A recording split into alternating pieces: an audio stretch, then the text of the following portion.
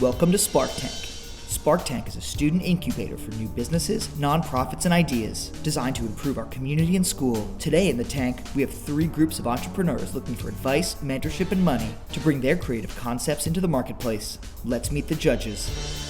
Dave Lindsay, founder of Defenders, the nation's largest ADT security dealer.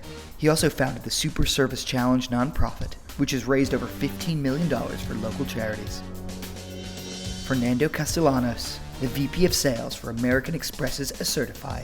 He also serves on the board of Bright Futures and All Stars New York. Maarten Maskant, a partner at PricewaterhouseCoopers, specializing in international tax. He is also an editor of Bloomberg's Tax Treaties Analysis. James Chang, a portfolio manager at a $28 billion family office, focusing on public and private equity investments, primarily in the Asian Pacific region. First up, we have Madalena and Michelle with their new student time management app, Time Break. So as most of you know, we have been working with Tech Break for quite a while. However, unfortunately, a couple weeks back, our coding tutor told us that we wouldn't be able to code one of the most important features of Tech Break. So instead of solving the problem about technology, we found more relatable and more common problem. The thing that everyone told us is that as they got into 10th grade, the amount of work that they need to do increased a lot.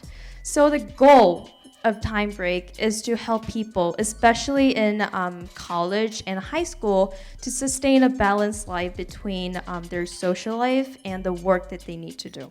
For the further development, Madalena will have more coding sessions, and for me, I'll be organizing the testing sessions. And lastly, we'll need some mentorships regarding the legal issues, including patent of our logo, designs, and the app itself. Congrats on doing the pivot. It takes so a lot of guts and a lot of resilience to do that. I've seen some of the best business models in the world come from a pivot. What is the biggest learning that you take away from the past situation? Yeah, I guess I learned that even if you're struggling, keep believing you can do it, and it will take you somewhere, certainly. Next up, we have Danil returning to the tank with an update on his scientific learning invention, the particle deflector. All right, hello all. So I'm here today to follow up on my previous presentation of the radiation deflector, which I developed in collaboration with Mr. Gregg. The radiation deflector is a device which uses a magnetic field to deflect particles emitted by a beta source. In our physics class, we actually did a lab with this. So the progress in prototyping since I presented in September is the prospect of the project being acquired by Vernier Software and Technologies.